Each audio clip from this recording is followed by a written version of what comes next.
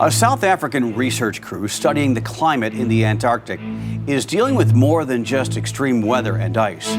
One researcher recently wrote an email obtained by the South Africa Sunday Times. It indicates the team of researchers is living in fear of one of their colleagues who has become violent. The email pleaded for the crew at what is called Sinai 4 base to be rescued, saying his behavior has escalated to a point that is deeply disturbing.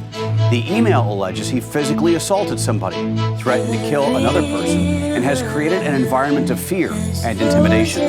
The writer also said the same person sexually assaulted another researcher, and it is now, quote, imperative that immediate action is taken to ensure my safety and the safety of all employees, end quote.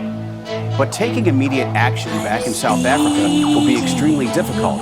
It takes about 2 weeks when the weather cooperates to reach the base, roughly 2,500 miles from the southernmost tip of Africa, located on a freezing hilltop. According to the Times, the team is entirely cut off and might be for another 10 months, where the average winter temperature is about -10 degrees and winds can reach 135 miles per hour. South Africa's environment minister now says he will speak to members of the group to make an assessment.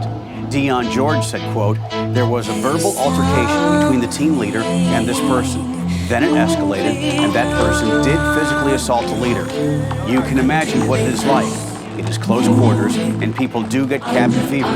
It can be very disorienting, end quote.